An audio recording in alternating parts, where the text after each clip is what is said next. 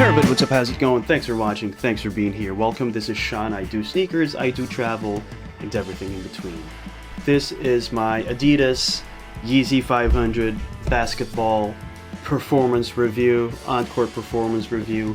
You heard that right, I played in these. I have another video, I uploaded it was an unboxing and on-hand review video, which I shot in Tokyo, where I picked these up. I actually picked this up in Osaka, then went back to Tokyo where we were gonna spend the rest of our holiday. I did a performance review, not a performance review, I did an on-hand review of these sneakers, and I did mention in that video that I bought these to play in them.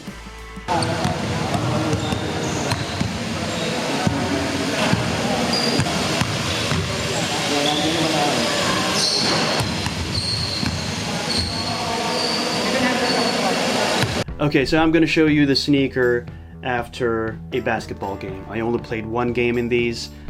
I'll explain later as we go. So that's how it looks.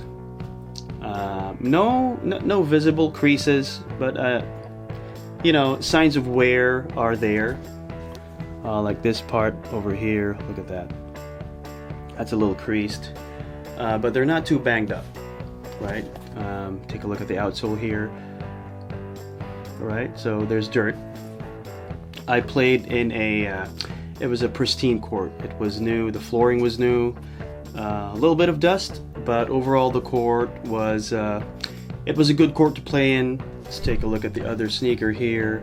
Yeah, they have the same thing. They looked used to me because I know I used them, but they're not gonna pass as brand new. You know, I won't resell these and claim it's brand new because they're obviously worn. But overall, they've held up pretty nicely after one game. Alright, so again, let's look at the bottoms. There's little spaces right here. See that swirly traction pattern? If you play outdoors, alright, or you can just be walking in the mall or down the street, these can pick up tiny pebbles. And I have a gecko in the room. Okay, so I did say that I played only one game in them. I'll tell you why. It's because I sucked. You know, I sucked from beginning to end. We won that game, but I had like a million turnovers. I did get some good baskets. I got some critical rebounds, but man, I sucked in that game. And not that I'm blaming the shoes, believe it or not, but I kind of felt uncomfortable in my feet, right? I'll tell you the situation before lacing these up, before playing, okay? So I picked up the sneaker, and I thought twice if I would really play in them, because I did buy this so I could play in them. And before the game, I twisted the shoe like this, and you know, I wanted to inspect whether it's gonna perform, you know, the hand test, the eye test. These do have basketball bottoms, no doubt about it. It has the formidability of a basketball shoe here at the heel, right? But what it doesn't have is stability.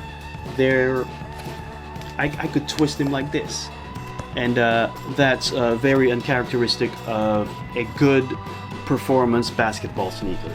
It does not have a midfoot bridge, you know, flight plate torsion, or even New Balance basketball uses that technology.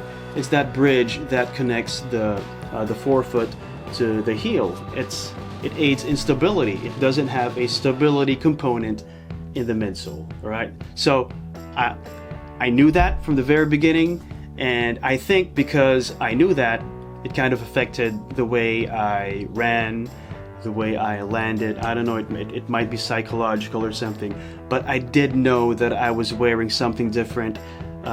It just felt different. It might have affected me. Maybe it was an off day, maybe it was the shoes, maybe it was both.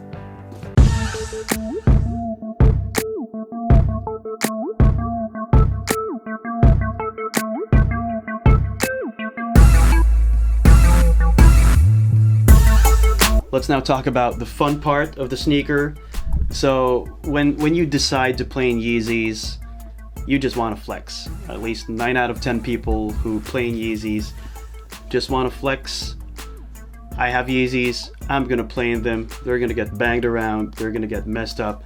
I don't care because I can afford Yeezys, you know, that kind of thing. So as far as the flex part is concerned, you'd be surprised that a few people in that court, and I'm talking about people within my age range, right? People with jobs and people who can afford to buy sneakers, multiple sneakers. And these are people who are tuned in.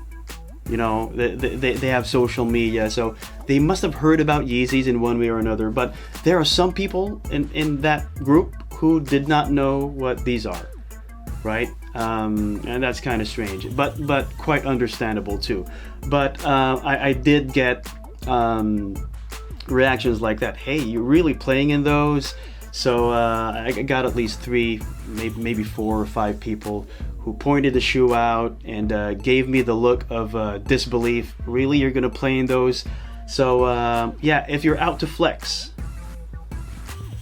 Let's now get to my 3 performance components, the 3 performance components that matter to me in a basketball sneaker. These are containment, traction, and impact protection. Okay, let's start with containment. That's my most important category here, and these did the job.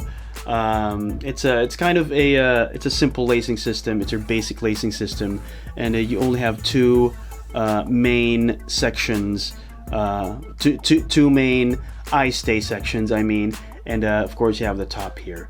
Not a lot of crisscrossing happening here. You can tighten them up. You can loosen them up easily. It did the job. What I did though with when you finally lace these up, I did a double loop. I did a double knot in the end just to secure the laces, because these are round, slippery laces, and if you do a single knot, they might come off. Okay. I like the fact that these Yeezy 500s have a fatter, thicker tongue than other 500s. They also aid in ankle lockdown, so that's a good thing. Okay. Foot slippage in the shoe, I didn't really get that. I doubled up on socks as I normally do. These are Stance padded socks, so they're pretty thick already, but I put this over my Stance sock. These are no-show socks, and they're thick as well.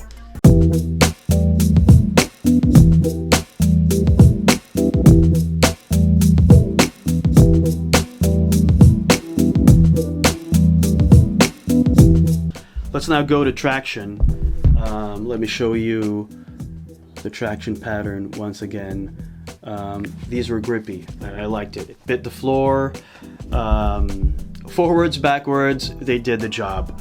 Lateral movements, it's kind of tricky, so let me explain, right? These are grippy, moving left and right, side to side.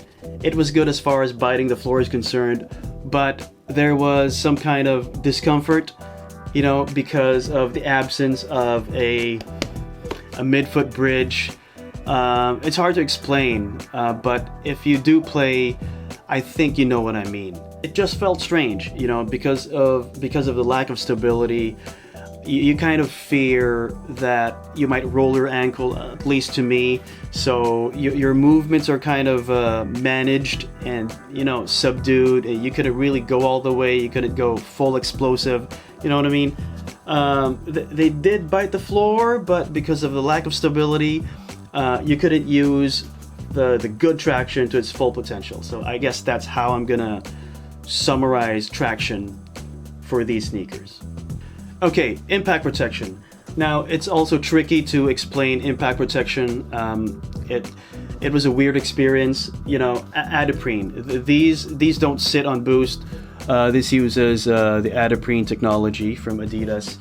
It's a little more squishy than I expected. Adiprene is usually tougher, especially when you compare it to Boost. They're a tougher, harder kind of foam, but these are squishier than expected, and I think my my heels just dug into the foam deeper than it should be. So it wasn't uncomfortable, but I knew I was sitting on foam. That's precisely the reason why I've stayed away from hardens, and I don't play in hardens. I don't play in boost soles. It's because of actually those hardens have hard boosts, right? But I don't want soles that are too squishy, and these are a little too squishy for me. I'm 150 pounds. I'm 5'8". I'm light on my feet. I'm a narrow footer with a semi-high arch. I don't slap the floor when I run, but I did feel my heels dig into the foam. And I don't know, maybe to some people that's all right, but you know, my overall experience with the shoe is that I knew I was wearing a different kind of sneaker, and they're a little too different to a fault, right? You know, you know they're there. You know you're wearing something different. You know you're wearing sneakers that aren't really built for basketball, and you feel it, and you know you're a little too careful. You don't want to roll your ankle, so you're conscious, and that kind of affects your game overall. Okay. I want to know your experience. Do you play in Yeezy Stones? And I'm talking about Stones, this colorway in particular, because this is different from other Yeezy 500s. The main difference would be the tongue and the neoprene side panels, and the lacing system, of course.